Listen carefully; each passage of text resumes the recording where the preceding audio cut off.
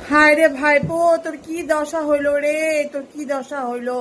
তোকে মানুষ কি পরিমাণে ট্রোল করছে, ভিডিওটা দেখো পুরো, আর দেখে পুরো হাসি পাবে তোমাদের।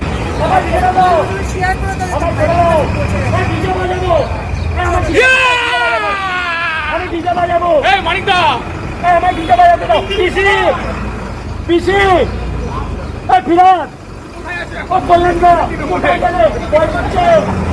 ভয় করছে আমার ছেলেটা দিতে পারবো খাবো পানি খাবো চাকরি খাবো ভিজে কোথায় নিয়ে এলে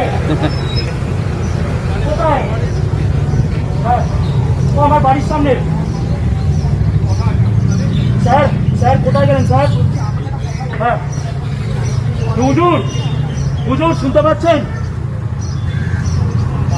হুজুর কোথায় ওই তো হুজুর আমি অভিষেকুদ্দিন ব্যানার্জির দিন আমি স্বীকার করছি আমি কয়লা চুরি করেছি, আমি স্বীকার করছি আমি বাড়ি চুরি করেছি, আমি স্বীকার করছি শাহজাহান শেখকে বাংলাদেশ থেকে অনুপ্রবেশকারী শেখকে আমি সন্দেশখালীতে হিন্দুদের বিরুদ্ধে অত্যাচার করতে উস্কানি দিয়েছি, ফ্রি অ্যাক্সেস দিয়েছি।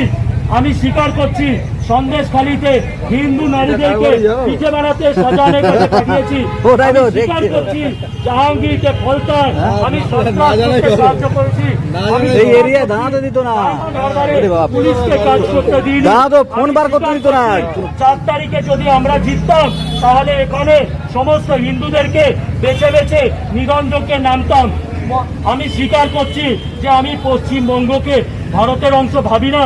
আমি স্বীকার করছি জামাতের সাথে ইউনুসের সাথে ডিপ স্টেটের সাথে একসাথে হয়ে ভারত পশ্চিমবঙ্গকে ভারত থেকে আলাদা দেশে আমরা পরিণত করতাম, করে এখান থেকে হিন্দুদের বাস তুলে দিতাম, দিয়ে সুবে বাংলা বানাতাম। আমি স্বীকার করছি আমি অভিষেকুদ্দিন, আমাকে বাঁচান ধর্মাবতার, আমার কি হবে? অভিষেকের বাড়ির সামনে কি হচ্ছে? হ্যাঁ অভিষেক ব্যানার্জি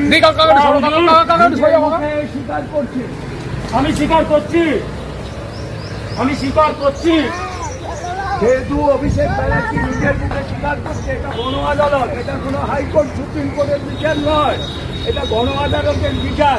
তাই গণ আদালতে যারা আছেন আপনারাই বলুন কি করা উচিত, একে ফাঁসি দেওয়া উচিত না একে যাবজ্জীবন কারাদণ্ড মারবেন না, বড় ভয় লাগে, দেশ থেকে বের করে দিন, কোনটা আপনারাই গণ আদালতে বলুন কোন কাজটা করা উচিত। আমার মনে হয় এরকম সব স্বীকার করছে বাচ্চা ছেলে, একে আমরা দেশ থেকে বহিষ্কার করি, এটাই সব থেকে ভালো হবে।